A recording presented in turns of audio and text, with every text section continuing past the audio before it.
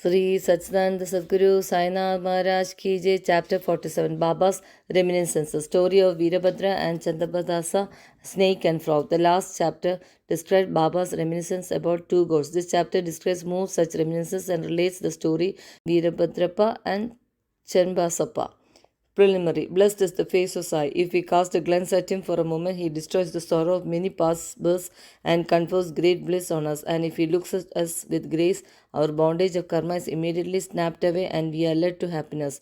The river Ganges washes away the dirt and sins of all people who go to her for a bath, but she intently longs for the saints come to her and bless her with a touch of their feet and remove all the filth accumulated in her. She knows for certain that this can only be removed by the holy feet of the saints. Sai is the crest jewel of the saints, and now hear from him the following purifying story. The Snake and the Frog.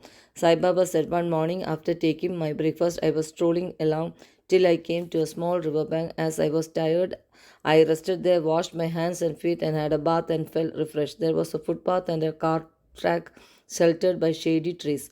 The breeze was also blowing gently. As I was preparing to smoke chilim, I heard the croaking of a frog. I was striking the flint and lighting the fire when a traveler turned up, sat by my side, bowed down to me, and politely invited me to his house for meals and rest. He lit up the pipe and handed it over to me. The croaking was heard again, and he wanted to know what it was. I told him that a frog was in trouble and was tasting the bitter fruit of his own karma. We have to reap now the fruit of what we sow in our past life, and there is no use crying about it. Then he smoked and handed over the pipe to me and said that he would go there in person and see for himself. I told him that a frog was caught by a big snake and was crying. Both were very wicked in their past life and were now reaping the fruit of their actions in the present bodies. He went and found that a huge black serpent was holding a big frog in his mouth. He returned to me and said that in about 10 or 12 minutes the frog would be eaten by the snake. I said, no, this can't be. I am its father, protector, and I am here now. How shall I allow the snake to eat it up? And I am here for nothing. Just see how I release it. After smoking again, he walked up to the place. He was afraid and asked me not to proceed further, as the snake might attack us. Not minding him, I went ahead and addressed the creatures thus. O Veerabhadrappa, has not your enemy Basappa yet repented, though he had been born as a frog, and you too, though born as a serpent, still hold bitter enmity against him? Be ashamed of yourself, give up your hatred now, and rest in peace. On hearing these words, the snake left the frog quickly and dived into the river and disappeared. The frog also jumped away and hid itself in the bushes.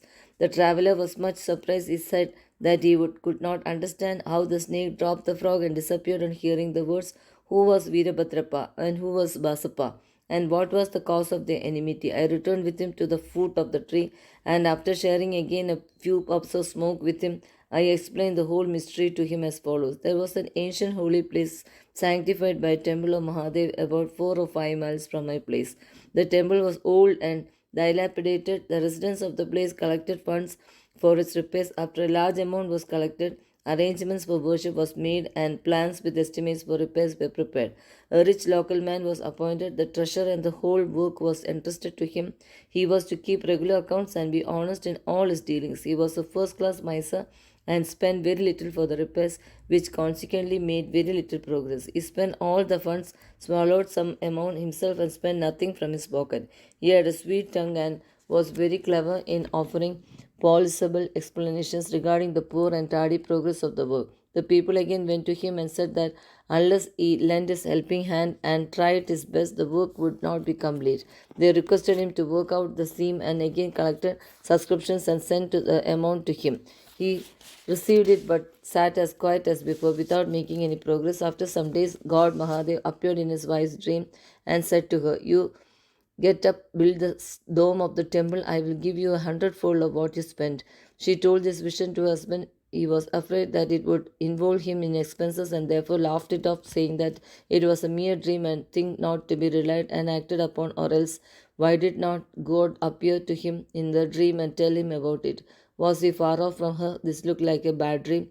Having its object in the creation of ill feeling between husband and wife, she had to remain quiet.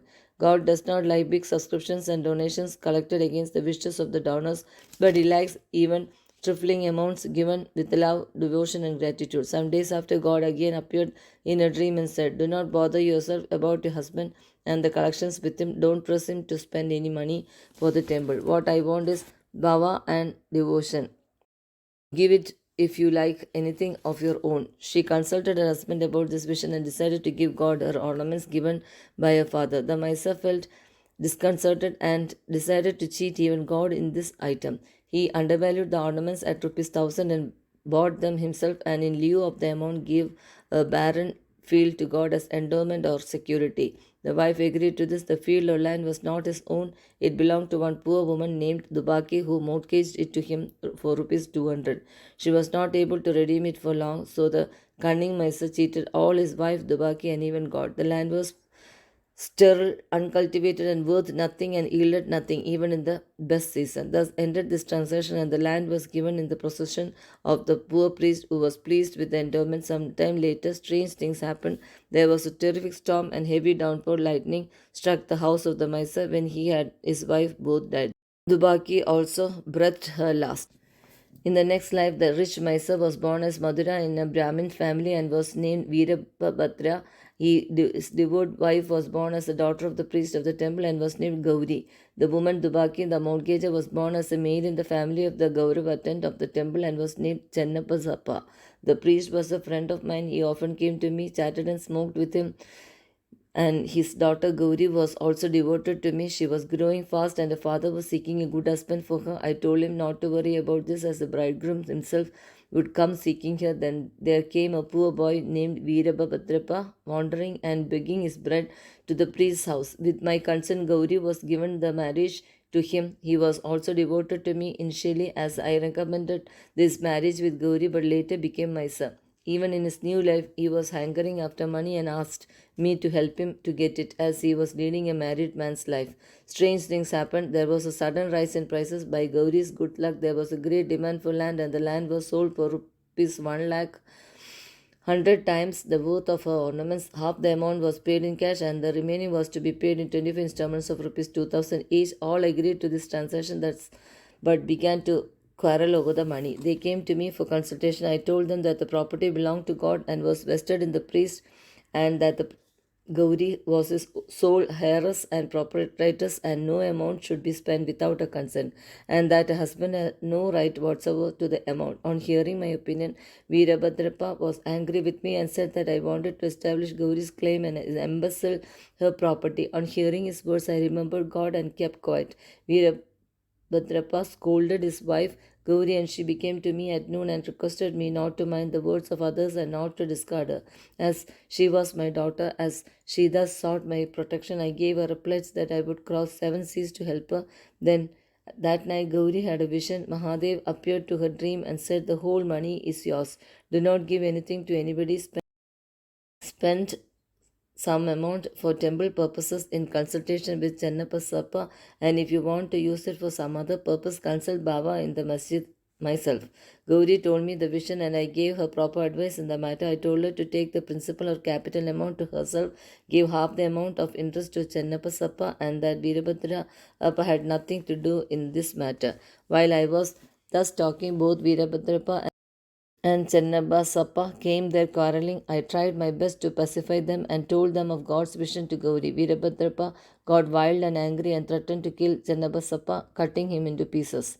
The latter was timid. He caught my feet and sought refuge. I pledged myself to save him from the wrath of his foe. Then, after some time, Veerabhadrappa died and was born as a snake, and Chennabasappa died and was born as a frog. On hearing the croaking of Chennabasappa and remembering my pledge, I came here, saved him, and kept my word. God runs to his devotees for help in times of danger. He saved Chennabasappa by sending me here. All this is God's Leela or sport. The moral of the story is that one has to reap what one sows, and there is no escape unless one suffers and squares up one's old debts and dealings with others, and that greed for money drags the greedy man to the lowest level and ultimately brings destruction for him and others. Both to Sri Sai. Peace be to all. Sri Satchidananda Sadguru Sainath Maharaj Ki Jai.